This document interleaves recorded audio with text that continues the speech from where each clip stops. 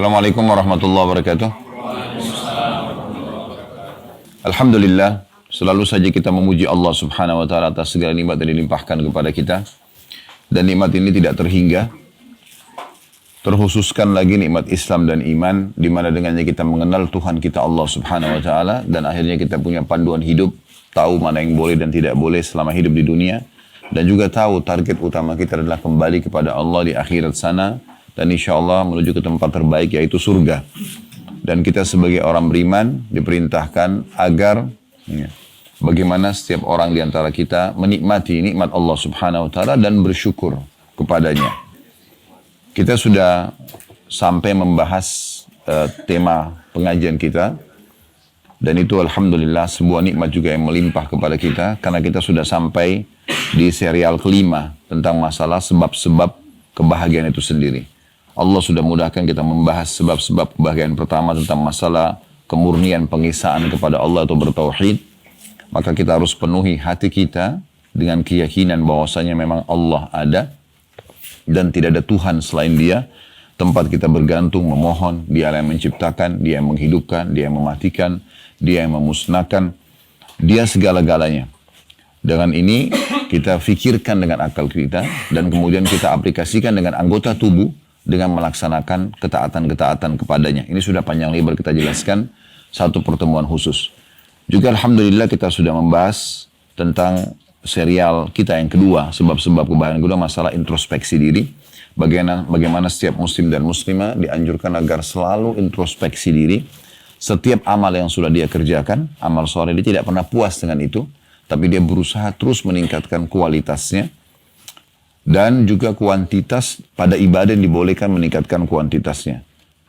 Serta juga bagaimana kalau dia berbuat dosa, segera dia kembali kepada Tuhannya, Allah subhanahu wa ta'ala, dan bagaimana dia pekah dalam teguran-teguran Allah subhanahu wa ta'ala kepada dia. Dan sudah kita jelaskan bagaimana para salafus saleh, mereka kalau lewat di sebuah tempat yang berbau kotor, berbau busuk saja, seperti sampah misalnya, dan tercium di hidungnya, mereka sudah cukup menjadikan sebagai bahan introspeksi diri mereka. Mereka segera beristighfar, bertobat kepada Allah, dan menganggap itu adalah sebuah teguran dari Allah subhanahu wa ta'ala. Bahkan sebagian di antara mereka mengatakan, aku mengetahui aku punya dosa dengan Tuhanku, di saat aku melihat perubahan sikap pasangan hidupku, kemudian tungganganku, dan juga tikus yang ada dalam rumahku. Begitu pekah mereka memahami tentang masalah teguran-teguran dari Allah subhanahu wa ta'ala. Sehingga selalu saja mereka berada di rel yang benar. Setiap amal yang sudah dikerjakan, mereka selalu coba untuk memaksimalkan dan tidak mau menurunkan kualitasnya karena masalah introspeksi diri itu. Begitu juga dengan dosa, mereka berusaha untuk segera kembali ke Allah dan tidak akan mengulanginya. Ini juga satu tema khusus, lebih dari 1 jam kita membahas pada saat itu. Kita juga alhamdulillah sudah membahas serial kita, serial kebahagiaan, serial ketiga tentang sebab-sebab kebahagiaan masalah menuntut ilmu agama. Dan bagaimana kita sudah jelaskan tentang keutamaannya, pentingnya ilmu agama.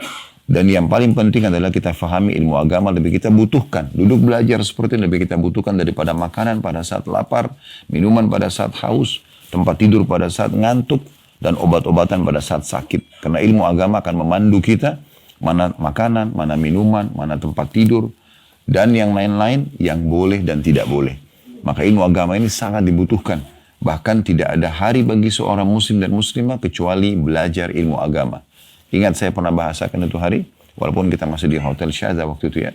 Kalau masih diingat di ruangan kita, bagaimana ilmu agama itu tidak akan datang sendiri. Dan tidak ada orang lahir dalam kondisi sudah pintar. Harus belajar. Dan ilmu itu harus didatangi ya, dan berusaha untuk diraih. Tidak ada ilmu datang tiba-tiba sendiri. Apalagi kalau orang hanya sekedar belajar seminggu sekali. Ya, saya sudah singgung itu hari hanya sekedar mendengarkan khutbah Jumat saja misalnya 20 menit, 30 menit itu nggak mungkin. Dia dikatakan sudah bisa belajar agama. Tapi dia harus belajar agama maksimal. Ya, dia coba meluangkan waktu untuk belajar ilmu agama tersebut.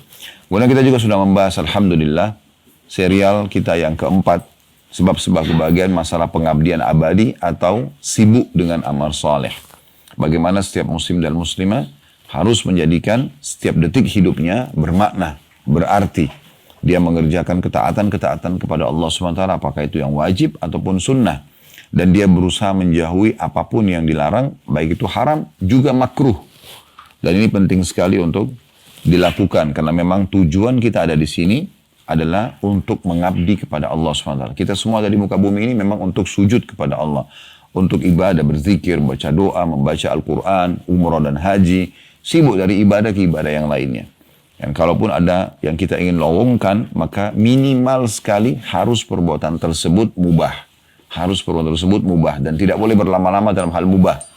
Dia berlama-lama seperti tidur mubah. Kalau dia berlama-lama maka bisa menjadi hukum yang makruh. Bahkan bisa saja menjadi sesuatu yang haram kalau dia meninggalkan kewajiban-kewajiban yang Allah bebankan. Seperti sengaja tidur di waktu sholat misalnya. Sehingga sholat keluar dari waktunya, maka ini menjadi haram bagi dia. Kemudian juga kita sudah menjelaskan, alhamdulillah, sebab-sebab kebahagiaan serial kelima, kemarin tepatnya, tentang masalah peka akan nikmat Allah. Yaitu banyak bersyukur kepada Allah. Dan sudah kita berikan contoh kemarin, bagaimana hal-hal yang dibenci oleh manusia pun ternyata bagian daripada nikmat Allah Subhanahu wa ta'ala. Masih ingat kemarin masalah lapar, masalah haus, capek, sakit, semua itu di mata sebagian besar manusia yang tidak masuk iman dalam hatinya. Mereka menganggap itu adalah sebuah ujian. Ya, tidak ada yang mau lapar, tidak ada yang mau haus. Padahal sebenarnya dengan lapar dan haus jadi nikmat dia makan dan minum. Jadi dengan capek dia nikmat tidur, gitu kan. Dengan dia sakit dia tahu nikmatnya kesehatan.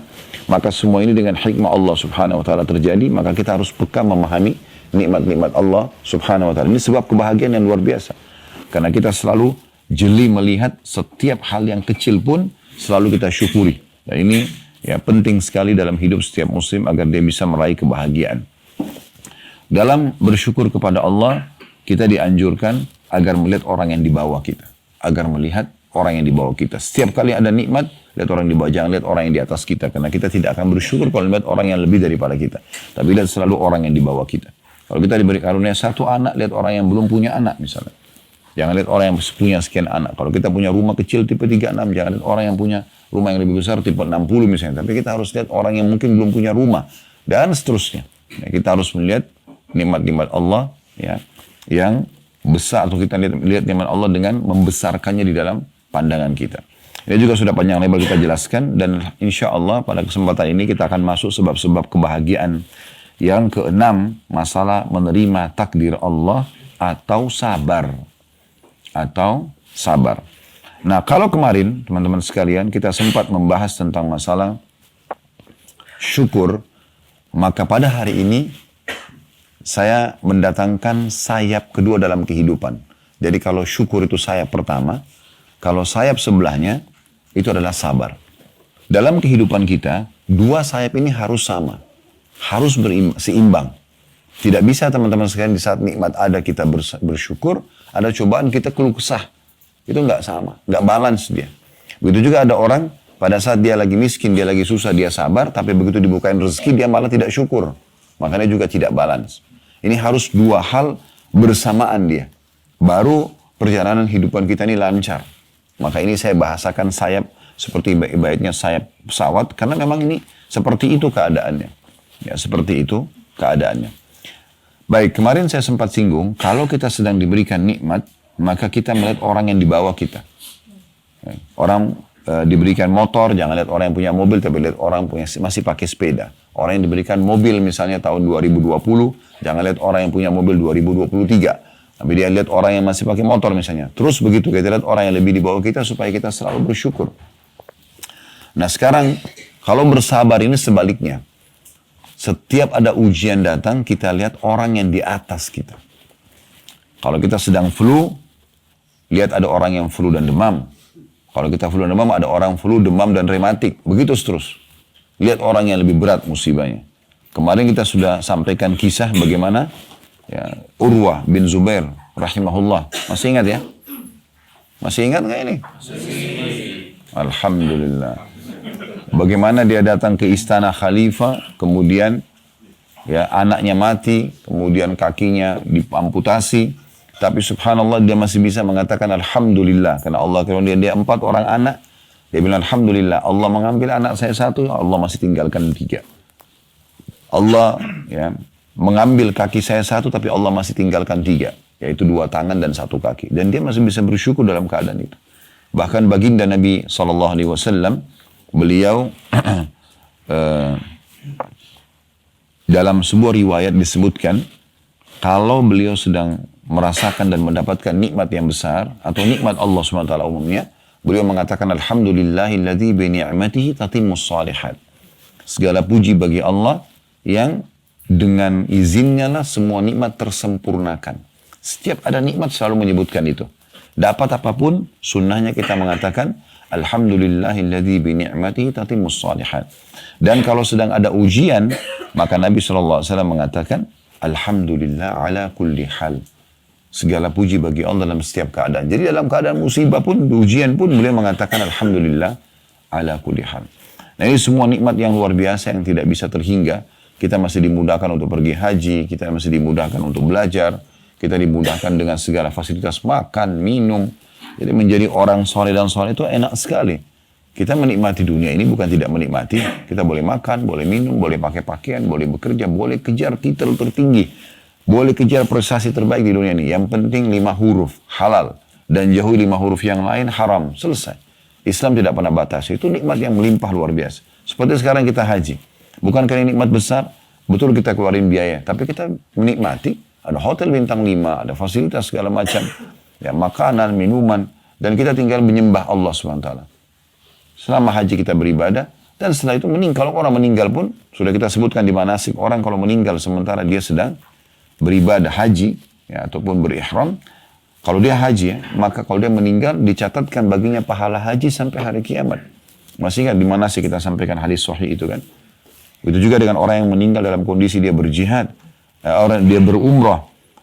Dia lagi berumrah lalu dia meninggal. Maka dia dicatatkan baginya pahala umrah sampai hari kiamat. Bukan 1-2 kali umrah. Tapi sampai hari kiamat. Sampai meninggal dalam keadaan dia berperang. Maka juga dicatatkan baginya pahala jihad itu sampai hari kiamat. Ini nikmat-nikmat yang luar biasa yang tidak bisa terhingga. Selanjutnya kita panjatkan salam hormat kita kepada Nabi besar Muhammad sallallahu alaihi wa ala alihi wa sahbihi wasallam. Sebagaimana telah Allah perintahkan kepada kita. Dan bahkan Allah subhanahu wa ta'ala menjadikan salawat ini adalah zikir yang paling afdal setelah la ilaha illallah. Serta juga memberikan balasan yang sangat besar bagi orang yang selalu membacakan salawat kepada Nabi SAW. Nah, setiap nama beliau disebut, maka kita harus memuji, ya, menyebutkan salam hormat kita kepada beliau sallallahu alaihi wasallam. Dan ini dibalas 1 kali salam dengan 10 kali rahmat Allah subhanahu wa ta'ala. Baik teman-teman sekalian, kita akan masuk ke bahasan kita tentang masalah penerimaan terhadap takdir atau sabar. Kita akan mulai dulu dengan masalah penting untuk difahami.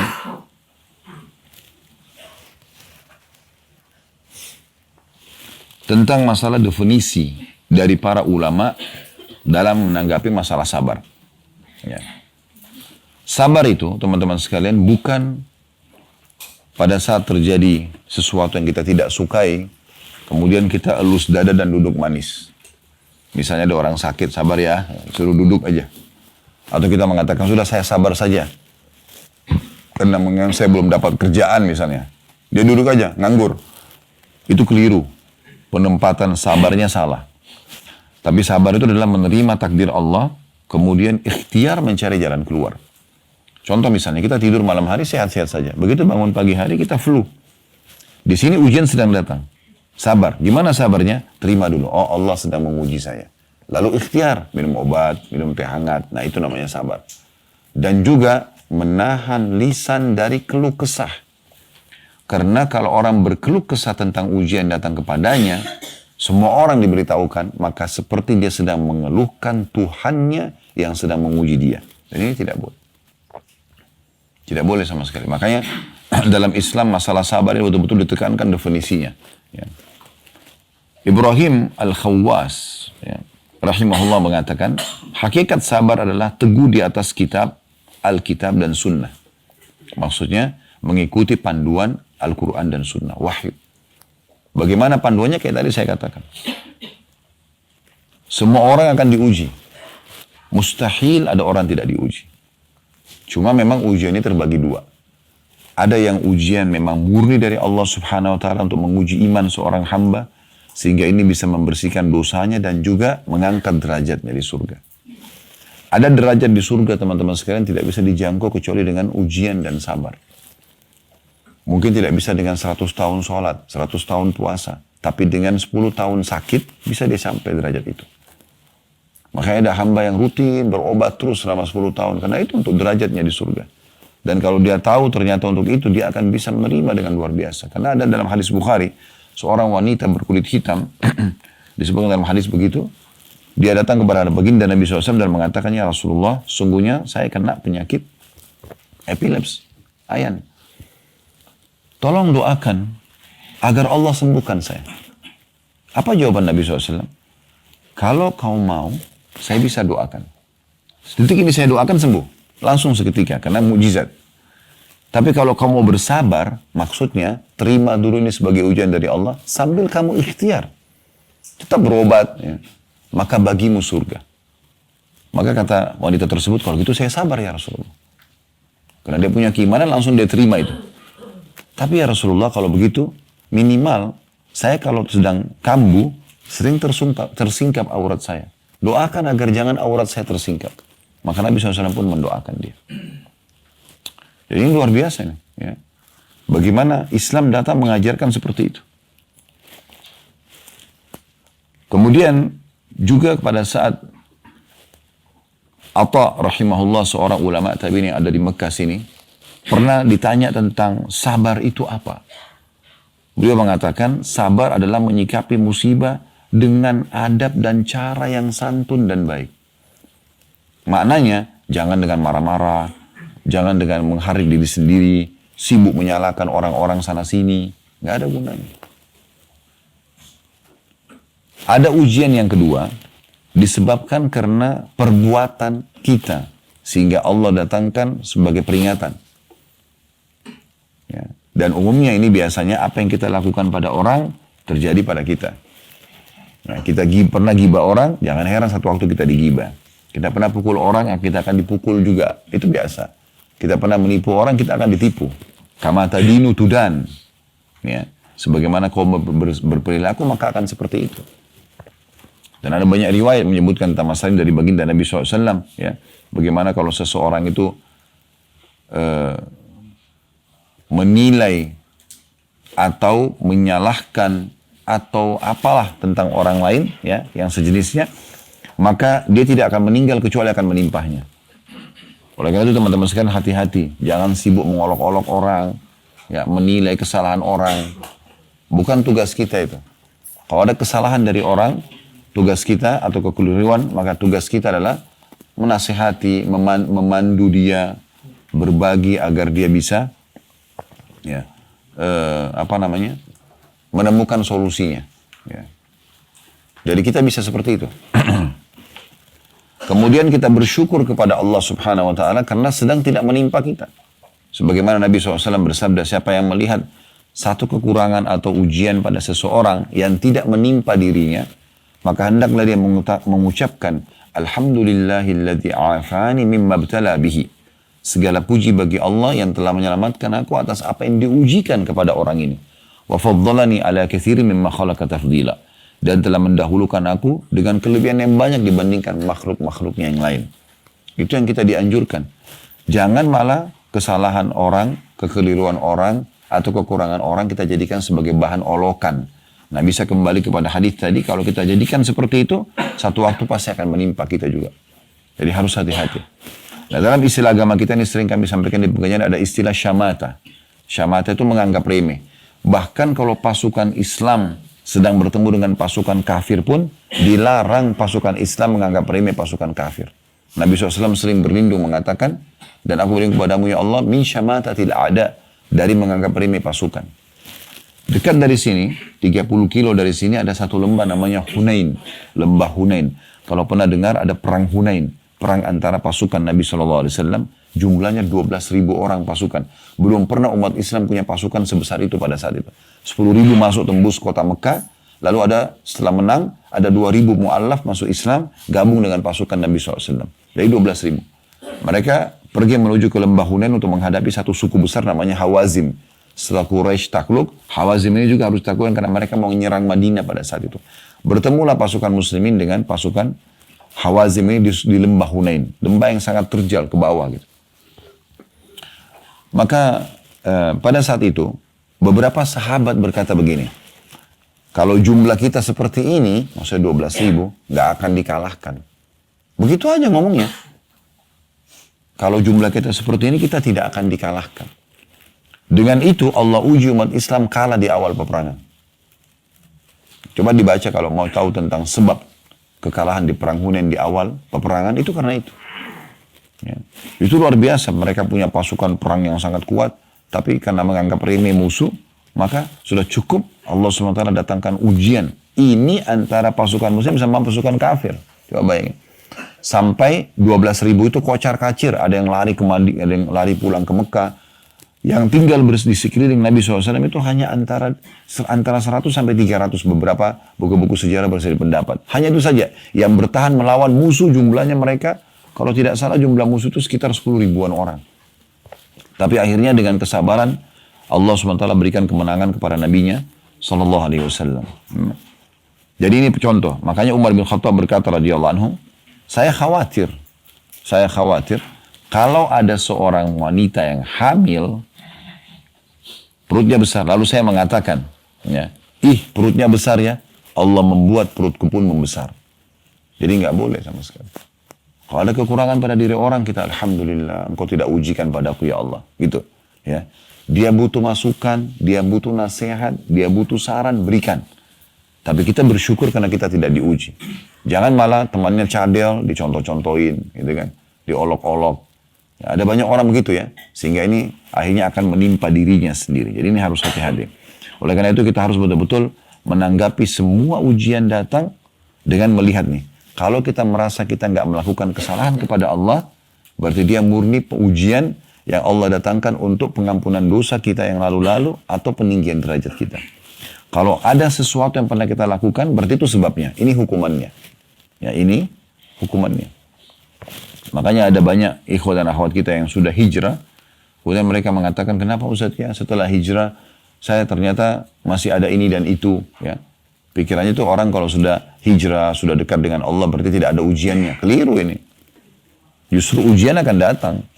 Ya, ujian akan datang. Datang kalau dia memang tidak melakukan dosa, berarti Allah ingin segera melipat gandakan banyak pahala dia, pembersihan dosa dia, peninggian derajat yang dia tidak bisa jangkau memang. Karena terlalu banyak waktu yang dia buang-buang dan lalaikan sebelum dia berhijrah. Atau kalau memang sebelum dia hijrah pernah dia sakitin orang lain, nah saat ini datang pembersihannya. Bahkan termasuk rahmat Allah Subhanahu wa Ta'ala kalau Allah datangkan hukuman di dunia sebelum akhirat. Itu termasuk rahmat Allah Subhanahu wa Ta'ala. Kalau Allah sayang dengan seorang hamba, Allah akan bersihkan hukuman dia, hukuman dia di dunia sebelum di akhirat. Dan kita perlu tahu, manusia-manusia terbaik pun di muka bumi ini, itu diuji oleh Allah Subhanahu wa Ta'ala. Tidak ada yang tidak diuji. Tidak ada yang tidak diuji. Coba kita lihat surah Al-An'am, surah nomor 6. Kalau bisa buka aplikasi Al-Qur'annya di handphone, ayatnya 34. Para nabi-nabi pun diuji. Jadi bukan mereka karena nabi, orang terdekat dengan Allah lalu tidak diuji. Oh, diuji semuanya.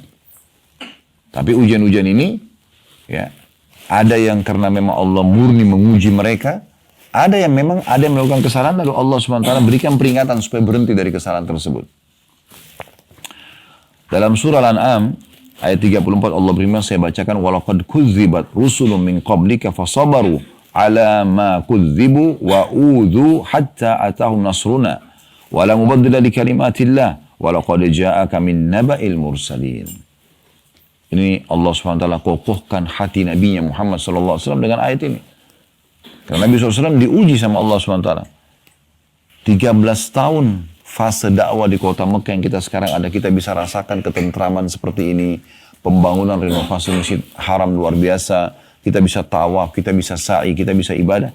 Ini tidak terjadi di awal Islam. 13 tahun awal Nabi SAW menyampaikan agama di sini, itu luar biasa ujiannya, luar biasa.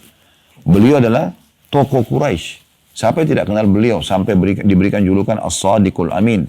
As-Sadiq itu orang yang jujur, Al-Amin yang sangat terpercaya. Waktu pernah terjadi di Mekah, Hajar Aswad. Di masa itu mereka mau renovasi Ka'bah, kemudian setelah renovasi mereka mau letakkan Hajar Aswad. Nah, peletakan Hajar Aswad ini dianggap satu kemuliaan. Suku-suku Quraisy bersaing, siapa yang meletakkan nih? Nah, ada satu suku Quraisy yang menyembeli domba, lalu darahnya dituang di satu bejana, lalu mereka semua laki-lakinya celupin tangan supaya ke darah itu, lalu mengangkat, lalu mengatakan, kalau ada yang meletakkan Hajar Aswad selain kami, terjadi pertumpahan darah. Maka suku yang lain lakukan hal yang sama. Sembeli domba, taruh lagi darah di bejana, semua celupin tangan. Kalau ada yang letakkan Hajar Aswad selain kami, terjadi pertumpahan darah. Hampir semua satu Mekah ini perang pada saat itu. Luar biasa gitu keadaannya. Sudah mereka semua hanusin pedang, sudah mau saling perang satu sama lain. Pokoknya berebut, siapa yang meletakkan Hajar Aswad, karena ini dianggap satu kemuliaan, akan dikenang sepanjang masa gitu. Akhirnya ada satu orang tua bijaksana dari mereka mengatakan begini saja. Ini kalau dibiarkan terjadi peperangan nih, pertumpahan darah. Dan Quraisy akan habis, nggak ada lagi keturunan Quraisy nanti. Kalau kalian mau dengar saran saya, maka saya menyarankan agar siapa yang pertama masuk dari pintu Bani Syaibah, ada pintu gerbangnya kota Mekah itu namanya pintu Bani Syaibah. Kita jadikan dia sebagai penentu keputusan. Apa yang ditentukan kita terima. Maka akhirnya semua sepakat, baiklah kalau gitu. Jadi ribuan orang pada saat itu, puluhan ribu penduduk Mekah, matanya semua nyorot ke pintu Bani Syaibah. Dan yang masuk adalah Nabi Muhammad SAW. Pada saat beliau masuk, serentak semua puluhan ribu orang ini mengatakan, As-sadiqul amin, as-sadiqul amin radina. Orang yang terjujur dan terpercaya, dua kali diulangi sama mereka, serentak itu. Orang yang jujur dan terpercaya, kami sudah ridho. Maka Nabi SAW pun datang dan menengahi mereka dengan cara, beliau meminta kain, kemudian meminta setiap suku mendatangkan kepala sukunya, semua kepala suku memegang ujung-ujung kain. Semua, jadi semua kepala suku mewakili sukunya, dan beliau sendiri sallallahu alaihi wasallam yang meletakkan batu itu di atas kain tersebut, lalu disuruh jalan ke dekat Ka'bah, lalu Nabi SAW yang letakkan Hajar Aswad itu. Nah, ini kejadian besar di Mekah ini, karena mereka semua mengakui tentang kejujuran Nabi SAW. Tapi apa yang terjadi?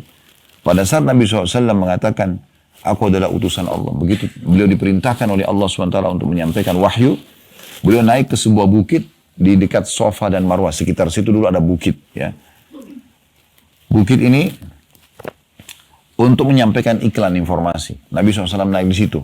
Orang-orang Quraisy kumpul semuanya, karena di situ tidak boleh sembarangan orang naik. Karena yang naik itu berarti akan menyampaikan informasi penting. Apakah ada kematian seorang tokoh, ada pasukan yang akan menyerang Mekah. Jadi nggak boleh sembarangan gitu. Waktu mereka lihat Nabi SAW di situ, maka mereka tahu ini penting nih.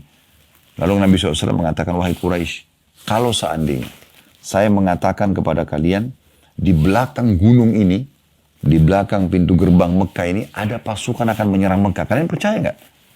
Kata mereka, tentu saja.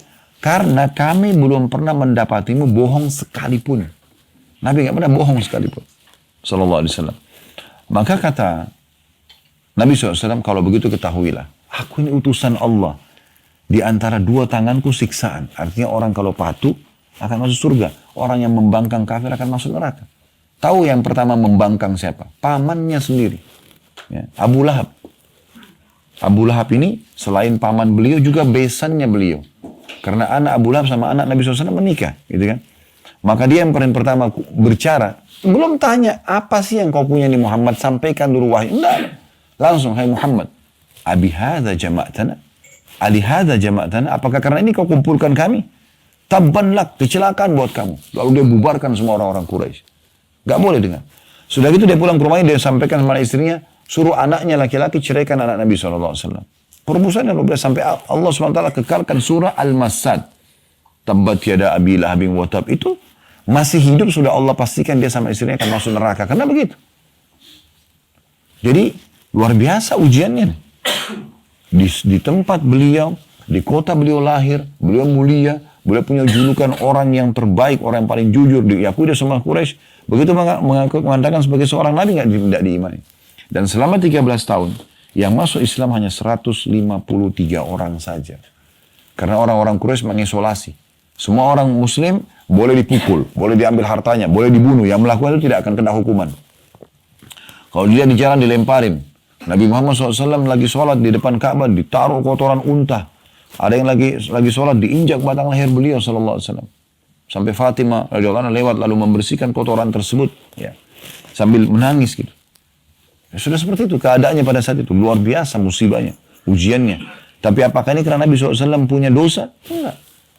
Ini ujian datang. Gitu kan?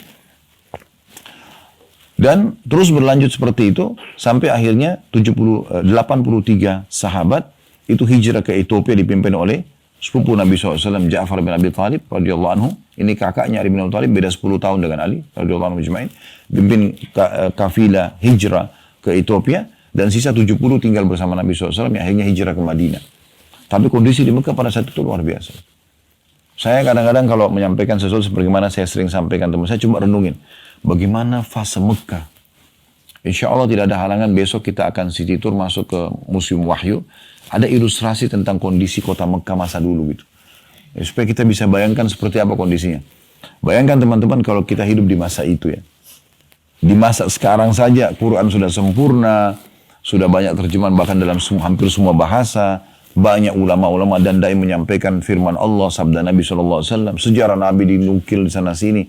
Masih banyak orang yang tidak mau beriman. Masih banyak orang Islam yang tidak mau menjalankan syariat. Bagaimana kalau kita ini hidup di masa itu? Di Mekah waktu itu. Coba bayangkan ya. Di kota yang masih sederhana, bangunan sederhana. Ada satu orang ngaku Nabi. Dan yang beriman masuk surga, yang kafir masuk neraka. Kira-kira kita jadi Abu Bakar atau Abu Jahal nih? Iya. Dan waktu itu Al-Quran masih turun 1 ayat, 5 ayat, 1 surat pendek. Dan kebanyakan surah-surah Makkiyah, surah-surah pendek. Ya. Memang tentang akhirat, tentang neraka, tentang surga, tentang umat sebelum kita. Belum ada syariat pada saat itu. 10 tahun fase Madinah semua baru perlengkapan syariat. Perintah jihad setelah hijrah ke Madinah. Perintah puasa Ramadan tahun 2 Hijriah. Pada saat diperintahkan perang Badar, itu juga diperintahkan syariat puasa. Salat pun Isra Mi'raj terjadi di tahun ke-11 dari masa kenabian. 13 tahun masa kenabian di Mekah. Tahun ke-11 baru ada perintah salat. Ya. Jadi belum ada syariat. Semua itu peringatan agar mereka meninggalkan kesyirikan dan segala macam itu. Ini ujian yang luar biasa. Jadi Nabi SAW diuji. Dan bukan karena beliau buat dosa. Tapi memang karena ujian datang dari Allah SWT. Bisa nggak begitu awal Nabi SAW dinobatkan jadi Nabi, Allah tundukkan semua hati Quraisy? Oh bisa sekali. Sangat bisa, gitu kan? Tapi Allah memang mau menceritakan dan menyampaikan kepada kita kalau ada ujian-ujian datang. Dan itu tujuannya untuk meninggikan derajat kita di surga, untuk pembersihan dosa-dosa kalaupun ada dosa misalnya. Dan memang Allah Subhanahu wa taala bukan cuma menguji baginda Nabi SAW tapi rasul-rasul sebelumnya. Makanya waktu ujian-ujian datang kepada Nabi SAW dan berat bagi beliau. Sampai beliau pada saat sudah ditolak terus di Mekah, disakitin terus, dikatakan penyihir, penyamun. Wah, pemisah antara suami istri, banyak julukan-julukan dikasih kepada Nabi SAW.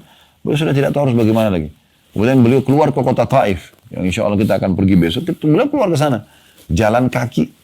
Kita nanti besok naik bus. Kalau naik bus sampai ke ujung gunung, itu bisa satu sampai 1,5 jam. Ya. Tapi nanti kan kita besok jalan mungkin sekitar 40 kilo aja, atau setengah jalan lah ya. Nanti kita akan naik kereta gantung untuk sampai ke atas. Itu lebih cepat. Tapi Nabi SAW jalan kaki. Begitu tiba di sana, juga ditolak dakwanya. Beliau SAW tidak tahu harus buat apa lagi. Beliau pulang, keluar dari kota Taif sambil dilemparin batu. Ya. Dan uniknya, cara melempar batunya itu, setiap kali kaki Nabi SAW diangkat, satu dilempari batu. Jadi yang lagi diangkat itu dilempari. Dan satu kota melempari. Itu luar biasa itu ujiannya. Bukan karena Nabi SAW buat dosa. Sampai beliau keluar dari pintu gerbang kota Taif, ditutup pintu gerbangnya. Jadi kayak terusir luar biasa gitu. Ya. Lalu beliau datang ke bawah sebuah pohon, kemudian beliau berkata, sallallahu alaihi wasallam, ya Allah, kemana engkau arahkan hidupku? Jadi Nabi sudah tidak tahu harus buat apa. Ya. Di Mekah ditolak, di Taif ditolak. Mau kemana lagi? Nggak tahu, karena waktu itu tidak ada pesawat kayak kita sekarang, ada mobil yang bisa pergi jalan-jalan jauh berdakwah. Tidak bisa. Orang terbatas dengan kaki saja atau dengan kuda atau unta, jaraknya juga tidak jauh. Kemana ya Allah engkau arahkan masa depanku? Apakah ke musuh yang akan memerangiku? Ya, atau ke masa depan yang belum jelas? Tapi ya Allah, kalau seandainya engkau tidak murkah dengan aku, artinya engkau tidak nilai ini sebagai sebuah kekurangan, engkau tetap menilai sebuah pengorbanan, maka aku tidak peduli. Karena begitu, maksudnya aku akan tetap melalui ini. Gitu kan. Maka pada satu Jibril AS turun lalu mengatakan, hai Muhammad, sesungguhnya aku diutus oleh Tuhanmu Allah, dan bersamaku sekarang malaikat khusus yang memegang semua gunung di muka bumi ini. Tapi tidak disebutkan namanya. Cuma beliau mengatakan begitu. Ada malaikat khusus memegang semua gunung di muka bumi ini. Gunung semua ini di tangan dia. Kalau engkau mau, perintahkan saja dia. Agar ya dia menyatukan antara dua gunung, dua kota ini. Mekah sama Taif ini dua-dua gunungnya dihancurin, habis sejarahnya kota ini. Dan dakwamu akan tersebar. Atau kamu bersabar ini atas ujian ini. Artinya ini sabar, saya katakan tadi ya. Terima dulu ini ujian dari Allah, tapi sambil ikhtiar aja terus. Nanti Allah akan berikan solusinya di waktu yang sudah tepat. Maka juga dakwamu akan menyebar. Tapi Nabi SAW dengan lapang dada dalam kondisi beliau berdarah-darah kakinya.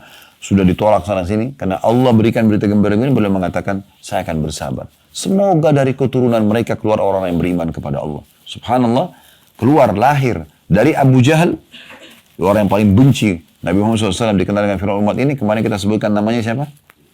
Ikrimah bin Abi Jahal radhiyallahu anhu. Orang yang luar biasa dalam imannya sampai mati syahid.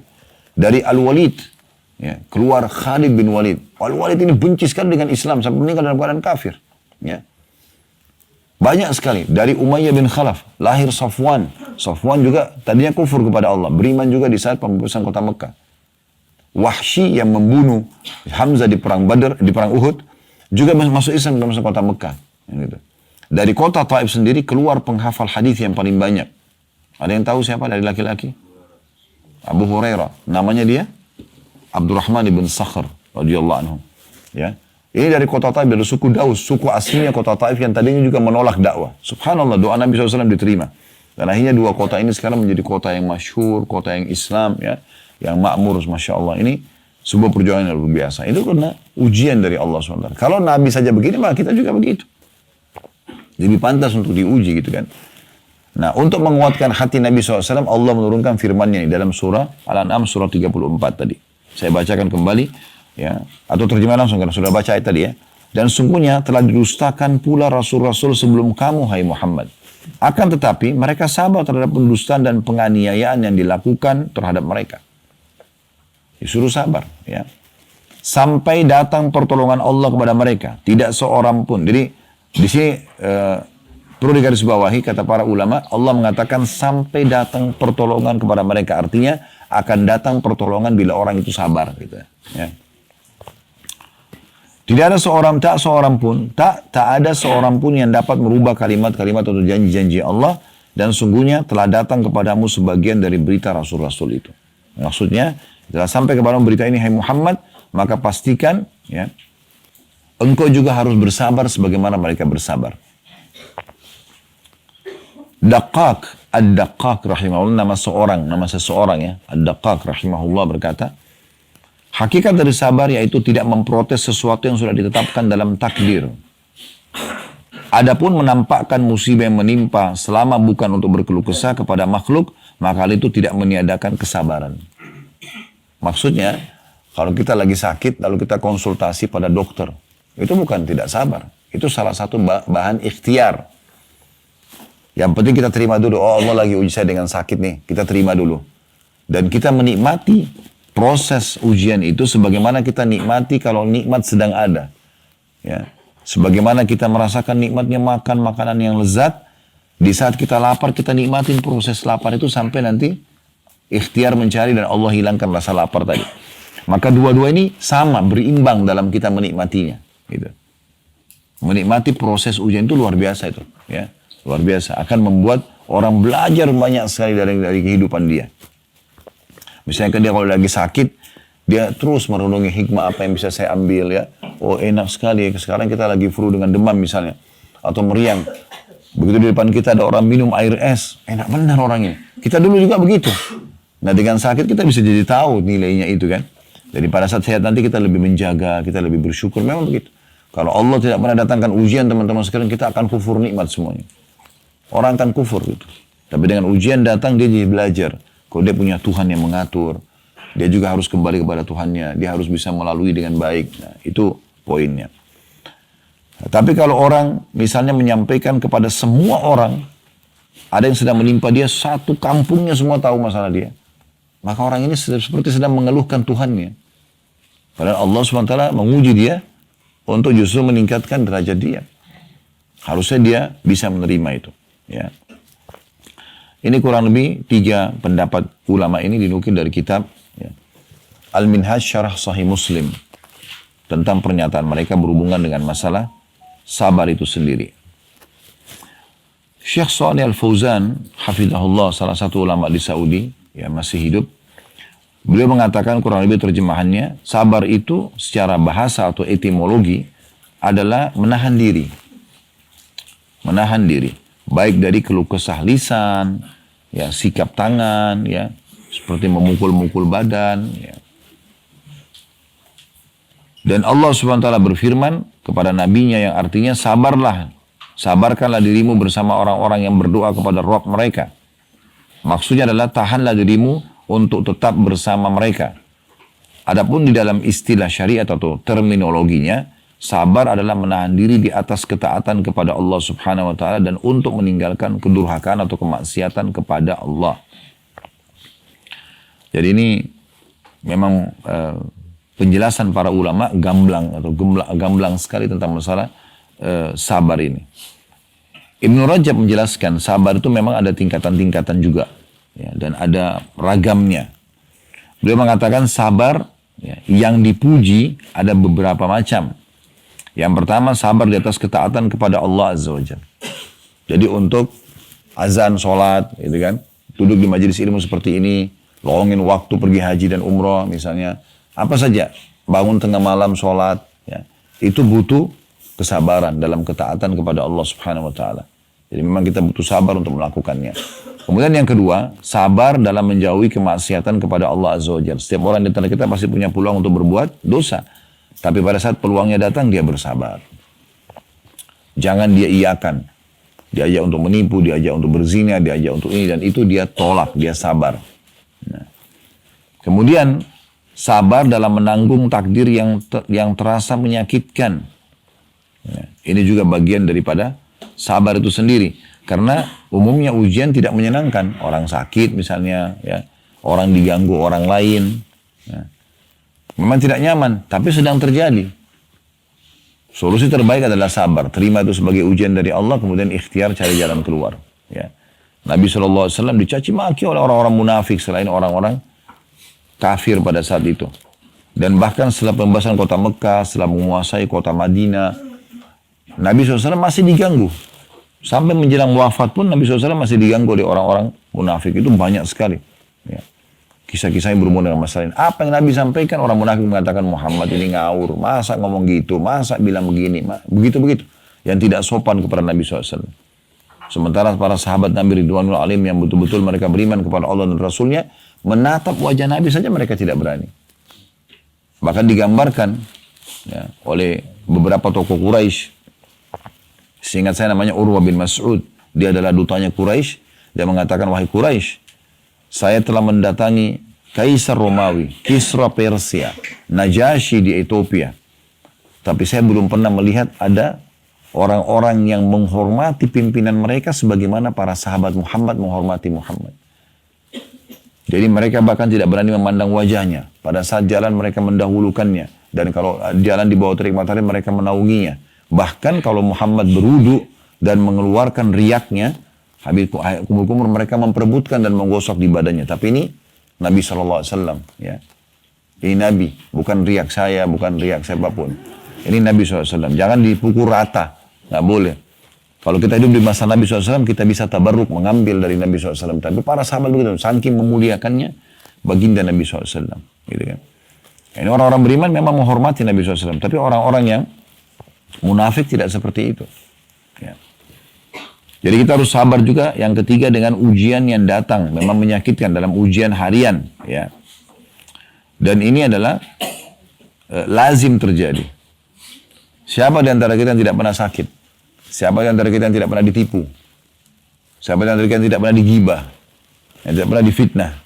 Siapa di antara kita yang orang utang semuanya bayar? Kalau ada coba angkat tangan, ada nggak? saya mau kasih mic untuk bicara, coba jelasin. Oh iya Ustaz, saya memang nggak pernah sakit. Wah itu coba. Atau saya memang selama hidup nggak pernah ditipu. Nah, saya nggak pernah keseleo. Nah, saya nggak pernah difitnah. Coba. Siapa di antara kita yang melalui rumah tangganya terus nggak pernah cekcok? Ada? Ada, Masya Allah. Mana? Coba. Iya. Ternyata ada saja. Dan itu terjadi pada Nabi SAW. Ya.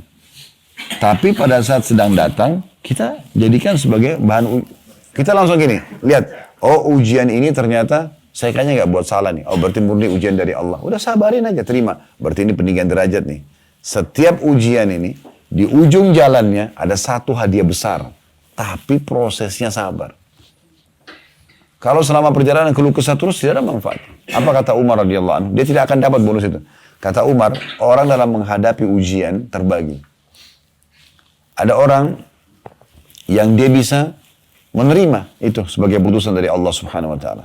Maka yang dia dapatkan adalah dia mendapatkan pahala. Dia mudah dalam melalui prosesnya dan dia akan dapat jalan keluarnya. Sekarang kita lagi sakit. Oh Allah lagi uji saya. Udah, dia tenang aja. Dapat pahala. Karena menerima sebagaimana Allah kasih dia kesehatan, Allah kasih dia sakit. Sebagaimana Allah kasih dia masa muda, Allah kasih dia masa tua. Ya, begitu terus ada ujian ini kan berpasang-pasangan. Maka dapat pahala. Yang kedua dia mudah melaluinya. Orang kalau tahu ini lagi diuji, ya sudah nikmati aja prosesnya. Toh pahala berjalan dan pasti menemukan solusinya. Atau yang kedua, orang nggak bisa terima. Dia dapat dosa kena protes keputusan Tuhannya. Dia sulit melaluinya karena semua keluh kesah dan tidak menemukan jalan keluarnya. Dia tidak ada opsi lain, gitu kan?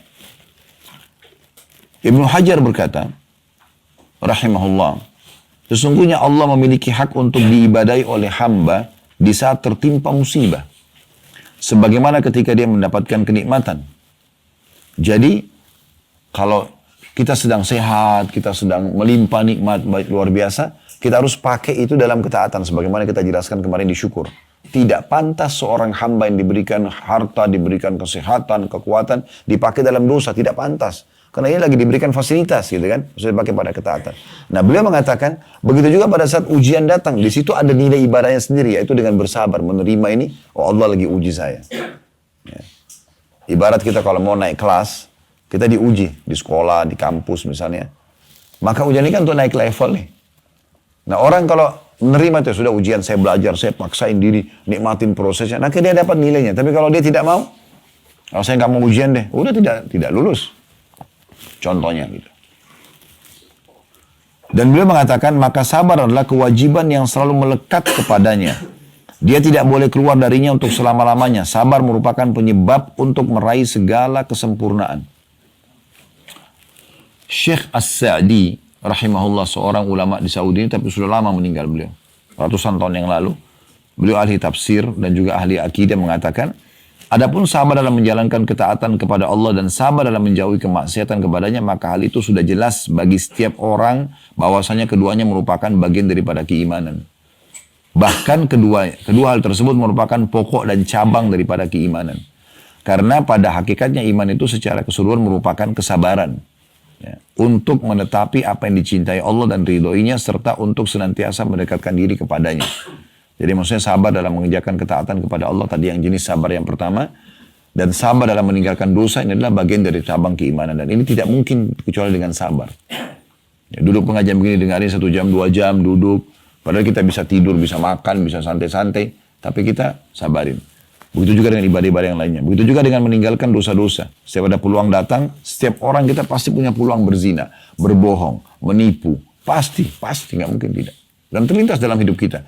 Tapi bagaimana kita bersabar pada saat itu. Kemudian juga, ya, beliau mengatakan, demikian pula sabar dalam menjauhi hal-hal yang diharamkan oleh Allah. Dan juga karena sungguhnya agama ini berporos pada 3 pokok utama, membenarkan berita dari Allah dan Rasulnya, menjalankan perintah Allah dan Rasulnya, dan juga menjauhi larangan-larangan keduanya. Nah, ini penyampaian ulama tentang masalah sabar itu sendiri. Ya. Sabar juga ini, teman-teman sekalian, akan mendatangkan kebahagiaan dalam jiwa. Sadar atau tidak disadari. Karena kalau lagi ada ujian, ada kan mungkin Bapak Ibu pernah alami keadaan di mana kita nggak tahu harus buat apa lagi. Mentok di satu titik kita tidak harus buat apa lagi. Solusinya nggak ketemu, kita sudah konsentrasi ini tidak bisa ketemu, ya. Maka di saat itu tidak ada solusi kecuali sabar. Tetap berkeluh kesah, dia gelisah. Tapi kalau dia bersabar, oh ini Allah lagi uji saya. Sudah, dia kembalikan kepada Allah, dia wudu, dia sholat. Maka pada saat itu dia akan mendapatkan ketenangan. Itu solusi yang terbaik. Ya. Dan Umar bin Khattab mengatakan, kami berhasil ya, memperoleh penghidupan terbaik kami dan melalui sabar. Ini diriwayatkan oleh Imam Bukhari, riwayat ini. Nabi SAW juga mengingatkan kepada kita tentang dua hal ini. Sayap kehidupan antara syukur kalau ada nikmat dan sabar kalau ada ujian, itu disatukan dalam satu hadis. Yang masyhur kata Nabi SAW, ajaban di amri mu'min, sungguh mengagumkan perkaranya orang-orang beriman. Ya. Inna kulla amra wa khair, karena semua perkara hidupnya baik. Ya. Wala yakunu dzalika illa lil mu'min, itu tidak dimiliki kecuali orang-orang beriman saja. In asabahu sarra syakar, kalau diberikan nikmat dia bersyukur. Wa in asabahu dharra fakana khairan lahu, itu baik bagi dia. Kalau diberikan nikmat dia bersyukur, dia nikmati dan dia bersyukur. Alhamdulillah, dia nikmati makanan, minuman, pakaian, biologis halal dan segala macam, lalu dia bersyukur. Ya. Itu baik buat dia. Wa in asabahu dharra sabar fakana khairan lahu. Dan kalau dia diberikan ujian, maka dia bersabar dan itu lebih baik buat dia. Hadis riwayat Imam Muslim. Abdullah bin Mas'ud mengatakan, sabar adalah separuh keimanan. Sabar adalah separuh dari keimanan. Dinukil oleh Abu Nuaim dalam kitab Al-Hilyah dan Al-Baihaqi dalam kitab Az-Zuhud. Ali bin Abi Thalib berkata radhiyallahu anhu, sabar bagikan keimanan. Sabar bagi keimanan bagikan atau laksana kepala dalam tubuh. Apabila kesabaran telah lenyap, maka lenyap pula lah keimanan. Ini statement Ali dalam sekali ya. Sabar itu ya, bagi keimanan seseorang laksana kepala dari tubuh. Maka kalau kepala sudah hilang, tidak ada lagi kehidupan. Lenyaplah ya. Apabila kesabaran telah lenyap, maka lenyap pula lah keimanan itu. Disebutkan oleh Ibnu Abi Syaibah dalam kitab Musannaf beliau. Dalam riwayat lain, diriwayatkan oleh Imam Muslim, Rasulullah SAW bersabda dari potongan hadis, dan sabar itu adalah cahaya, namun dia panas. Cahaya yang panas. Maksudnya, memang dia berat, tapi dia adalah cahaya kehidupan. Sabar itu. Dia solusi ya, dari kehidupan itu sendiri. Ibnu Qayyim mengatakan, fitnah syubhat bisa ditepis dengan keyakinan. Tahu syubhatnya? Hal-hal yang samar, nggak jelas dalam agama. Halal nggak ya? Nah, itu bisa dihilangkan dengan keyakinan. Karena Nabi SAW sudah mengatakan halal jelas, haram jelas, diantaranya ada hal yang samar-samar. Siapa yang menyelamatkan dirinya dari hal yang samar-samar, ini nggak jelas hukumnya, udah saya nggak mau kerjain. Maka dia telah menyelamatkan kehormatan diri dan agamanya. Dan sampai menjerumuskan dirinya pada yang samar-samar, dia terrumuskan dirinya pada yang haram. Berarti yang kita cuma ada halal atau haram. Halal jelas, yang haram jelas. Yang ragu-ragu masuk ke dalam yang haram. Maka kata beliau, fitnah syubhat, nggak jelas nih, bisa ditepis dengan keyakinan. Sedangkan fitnah syahwat, ingin selalu berbuat dosa, dapat ditepis dengan bersabar. Oleh karena itulah Allah yang Maha Suci menjadikan kepemimpinan dalam agama tergantung pada kedua perkara ini. Sebagaimana Allah berfirman yang artinya, dan kami menjadikan di antara mereka para pemimpin yang memberikan petunjuk dengan perintah kami, ketika mereka bisa bersabar dan senantiasa meyakini ayat-ayat kami. Jadi ini luar biasa penyampaian-penyampaian para ulama berhubungan dengan masalah ini. Begitu juga dengan tadi ini kalau sifatnya ujian yang datang karena Allah ingin mengangkat derajat kita untuk membersihkan dosa. Tidak ada sebab. Dia tidak menemukan sebab. Nah kalau ada musibah yang datang dan itu adalah sebab, karena sebab perbuatan dosa kita, maka ini biasanya Allah SWT ilhamkan dalam hati setiap hamba. Kita jadi tahu, oh saya mungkin kena buat ini kemarin. Ya. Dan semua dosa adalah awal musibah. Semua dosa. Kalau kita sudah mulai injakkan kaki kita di dosa, pastikan musibah akan datang. Disebabkan karena dosa itu. Makin besar kita buat dosa, maka makin besar ujiannya ke depan. Itu pasti udah. Oleh karena itu jangan coba-coba. Tidak usah coba-coba. Amal soleh itu dipelajari untuk diamalkan. Dosa dipelajari untuk dijauhi. Nggak usah coba. Babi haram, saya coba dulu rasanya gimana. Nggak usah. Zina haram, saya mau coba dulu misalnya. Gak perlu. Haram untuk dipelajari dan dijauhi. Karena kalau kita mulai injakkan kaki kita di dosa itu, selesai. Pastikan itu akan mendatangkan musibah. Nah ini musibahnya ini bahaya nih, gitu kan. Banyak orang tidak sadar ini, apalagi kalau tidak tahu agama. Mereka sudah buat dosa, kemudian Allah datangkan ujian, malah tambah mabuk, ya, malah tambah buat maksiat kepada Allah SWT. Makin jauh. Yang paling baik adalah kalau kita sedang datang ujian, introspeksi diri dulu. Kalau kita lihat sepertinya tidak ada salah nih, ya udah berarti terima itu sebagai ujian dari Allah SWT. Berarti ada derajat yang Allah akan naikkan kita di surga nanti. Dan juga di ujung jalan itu pasti akan ada hadiah yang besar. Dan Allah sudah memastikan dalam ayat Al-Quran, fa inna ma'al usri yusra. Di setiap usian akan ada kemudahan. Itu pasti. Ya. Kalau kena dosa, biasanya Allah ingatkan kita itu. Ya. Ada orang durhaka sama orang tua. Dan ini biasanya hampir sama ya.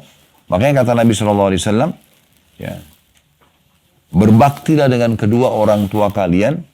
Efeknya apa? Allah akan memberikan kepada anak-anak yang bakti pada kalian. Jagalah kesucian kemaluan kalian, Allah juga akan jaga kesucian kemaluan pasangan kalian.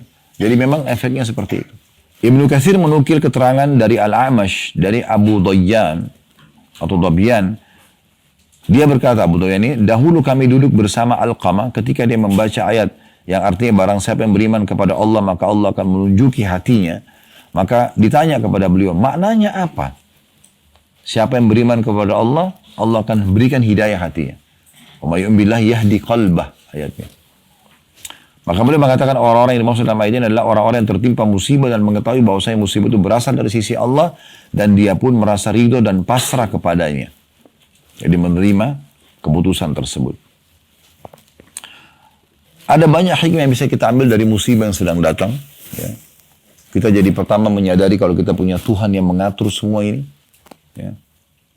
Sehingga tidak ada jalan lain kecuali kembali kepada pemilik yang menciptakan kita, yang menciptakan musibah itu. Karena cuma dia yang memiliki solusinya. Dan di satu itu sebenarnya Allah sedang menginginkan kita kembali kepadanya. Kita kembali kepadanya. Jadi ini poin, ya. Sehingga kita tahu kalau kita punya Tuhan. Poin pertama. Hikmah yang kedua, ini hikmah pertama. Hikmah kedua, kita jadi belajar dari ujian yang sedang datang. Kalau seandainya teman-teman kita waktu kecil dulu naik sepeda, jatuh, kita nggak mau lagi belajar sepeda, sampai sekarang kita tidak akan bisa. Tapi pada saat itu kita masih sangat polos. Jatuh belajar lagi. Jatuh inilah, bisa terima. Nggak apa-apa. Kenapa sekarang pada saat kita sudah dewasa, ini kita nggak belajar nih. Gitu. Bahwasanya kita bisa sebenarnya, tapi dengan melalui proses itu. Pelajaran. Ya. Kita lihat kepada orang-orang yang lebih berat ujiannya. Ya.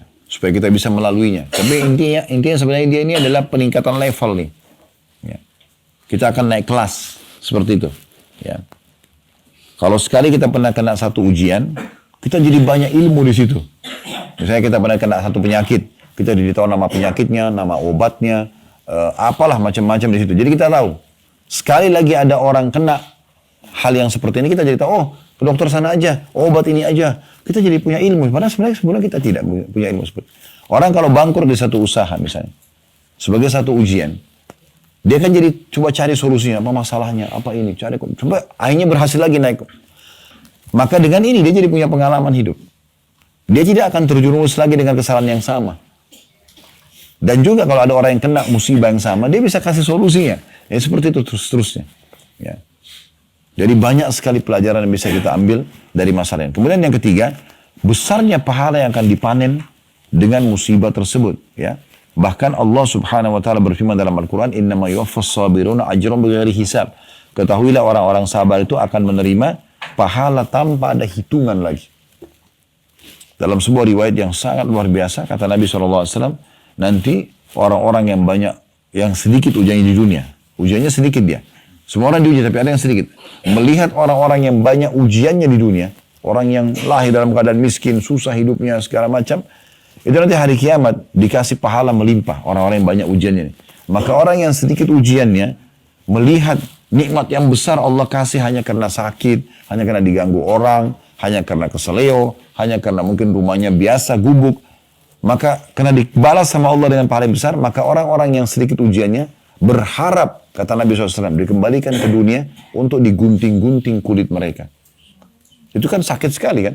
Tapi mereka berharap kembali dunia supaya digunting-gunting kulitnya, supaya mereka mendapatkan pahala seperti orang-orang itu. Jadi memang ada teman-teman pahala yang tidak bisa kita jangkau kecuali dengan ujian tersebut. Ini hikmah-hikmah Allah yang luar biasa di balik semua. Dan begitulah agama Islam, ya, mendatangkan keterangan kepada kita. Nah, saya tutup dengan teman-teman sekalian, kalau ada orang yang datang ujian pada dia dan bisa bersabar, pastikan itu pembersihan dosanya. Itu luar biasa itu. Mungkin tidak cukup dengan istighfar. Dalam sebuah riwayat kata Nabi SAW, ada dosa-dosa yang tidak cukup dengan istighfar. Tapi Allah akan ujikan penyakit kepada hamba tersebut, dengannya bersih dosa-dosanya. Pernah ada seorang sahabiat Nabi perempuan, beliau lagi demam. Nabi SAW kebetulan menjenguknya, lalu menanyakan, ada apa denganmu? Dia bilang, ya Rasulullah, demam. Semoga Allah tidak berkahi. Karena dia merasa demam mengganggu dia. Kata Nabi SAW, jangan kau caci maki demam itu. Karena demam itu menggugurkan dosa, sebagaimana ya, pohon menggugurkan daun-daunnya. Jadi gugur dosa-dosa itu. Dan bukan cuma kita, para nabi-nabi pun. Nabi Muhammad SAW demam, sakit. Sampai pada sahabat masuk ke dalam kamar beliau, waktu jenguk lagi sakit, pegang di atas selimut beliau, demamnya sampai tembus panasnya. Lalu kata sahabat itu, ya Rasulullah, Anda benar-benar ditimpa demam yang luar biasa nih. Belum pernah kami lihat demam seperti ini. Kata Nabi SAW, iya, aku diujikan 2 kali lipat dari yang diujikan kepada kalian.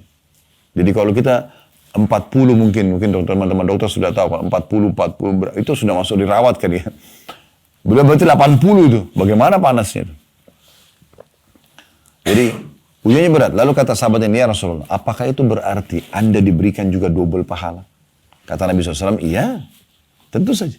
Lalu orang ini mengatakan, siapa orang yang paling berat ujiannya ya Rasulullah? Kata Nabi SAW, para nabi-nabi. Nabi ini harusnya kan yang paling selamat dari ujian gitu. Tapi mereka justru yang paling banyak ujiannya. Sampai kata Nabi SAW, siapa yang ditimpa musibah, ingat musibahku, maka pasti akan meringankan musibah dia. Orang yang terhormat di Mekah, tadi sudah kita kasih ceritanya, ya, malah ditolak sama kaumnya sendiri, malah pamannya sendiri yang memusuhinya. Ya. Itu di perang Uhud, nanti akan kita ceritakan insya Allah di lokasi Uhud kita di Madinah, yang memegang bendera, ya, 10 orang pegang bendera Quraisy itu semua dari suku Abiddar, dari keluarganya Nabi sendiri, yang membenci Nabi SAW. Jadi untuk menunjukkan memang kebencian mereka kepada agama Islam ini. Bagaimana orang tidak sakit yang dia dakwai keluarganya sendiri nolak gitu. Padahal kebenaran, kebaikan. Agama Allah ini kan semua baik ya. Jujur, amanah, tanggung jawab, bakti sama orang tua, jenguk orang sakit, bersedekah. Apa yang tidak baiknya gitu. Dan semua yang tidak baik dilarang. Bohong, menipu, mukul orang, ambil haknya orang lain. Tidak. Berarti agama ini baik, tapi mereka nolak. Itu kan musibah. Ya. Luar biasa gitu. Dan Allah Subhanahu Wa Ta'ala memberikan ujian kepada Nabi SAW 13 tahun dakwanya ditolak di Mekah itu. Bukan main-main 13 tahun, waktu yang cukup lama. Tapi setelah itu karena beliau bersabar, Allah berikan kemenangan, Allah berikan kekuasaan. Dalam 10 tahun saja, ya, seluruh jazirah Arab itu takluk di tangan Nabi SAW. Tidak sampai di situ. Beliau tidak meninggal kecuali sudah selesai jazirah Arab. Di masa Abu Bakar yang saya ceritakan kemarin dari 11 sampai 13 Hijriah, itu juga fitnah jazirah Arab sudah selesai, nabi-nabi palsu. Di masa Umar bin Khattab 13 sampai 23 Hijriah, itu ekspansi Islam. Setengah dunia dikuasai umat Islam. Dan terus saja Islam menyebar dari kesabaran Nabi SAW ini sampai kepada kita semua. Nah ini satu hal yang luar biasa itu. Siapa di antara kita teman-teman sekalian yang bisa mengalahkan musibah Nabi SAW? Allah karunia beliau 7 orang anak. 4 perempuan, 3 laki-laki. Tahu nggak kalau ke-6 anaknya meninggal di masa hidup beliau? 7 ini anak, 6-6-nya mati. Cuma 1 yang masih hidup dan meninggal 1 tahun setelah Nabi SAW meninggal. Dimulai dari 3 anak laki-lakinya. Kita tahu anak laki-laki biasa lebih diharapkan karena dia bawa nasab dan segala macam. Tapi Qasim, karena beliau punya julukan Abul Qasim, wafat masih kecil. Baru lahir sudah meninggal. Kemudian yang kedua Abdullah, meninggal juga. Pas lahir beberapa waktu meninggal. Ini dari Khadijah radhiyallahu anha. Lalu beliau menikah sama Maria, dari Maria juga lahir Ibrahim, juga meninggal masih kecil. Sampai waktu meninggal Ibrahim, Nabi SAW melihat 3 anak laki-laki meninggal semua. Beliau netesin air mata. Tapi beliau mengatakan, wahai Ibrahim, kami sedih berpisah denganmu. Tapi lisan kami tidak akan mengucapkan kecuali yang Tuhan kami ridhoi. 4 anak perempuannya, ya, ada Ummu Kalthum, Ruqayyah, Zainab, dan juga Fatimah. 3 yang pertama ini meninggal semua di masa hidup Nabi. Fatimah yang hidup 1 tahun setelah Nabi SAW baru meninggal. 7 anak, 6 meninggal di masa hidupnya. Musibah luar biasa. Ujian luar biasa. Tidak main-main. Di masa hidup beliau juga cucunya meninggal. Umama meninggal. Cucu dari Zainab. Gitu kan. Ini luar biasa. Di masa hidup beliau, ada 2 pamannya yang masuk Islam. Ada 2 pamannya yang kafir. Masuk Islam Hamzah dan ya, Abbas. Radhiyallahu anhu ajma'in. Yang meninggal dalam keadaan kafir, Abu Lahab dan juga Abu Talib. Beliau sedih, tapi nggak bisa buat apa-apa. Ya, ada ujian-ujian datang, subhanallah. Begitu.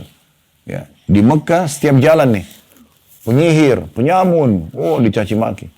Di Madinah pun setelah hijrah sudah punya kerajaan. Nabi jadi raja nih, raja punya pasukan, punya segala macam, masih disakiti oleh orang munafik. Masih ingat kemarin kisah yang tentang fitnah Aisyah zina dengan Safwan, gosip, itu luar biasa tuh menyakitkan. Tapi beliau sabar, gitu kan? Beliau pernah mau mengajak muslimin perang Tabuk, perang terakhir muslimin, ya. Itu dengan 30.000 pasukan, semua laki-laki wajib pergi. Waktu itu subhanallah ujian Allah luar biasa datang, menguji iman dengan orang-orang munafik, orang beriman sama orang munafik. Ini besok mereka akan panen kurma mereka.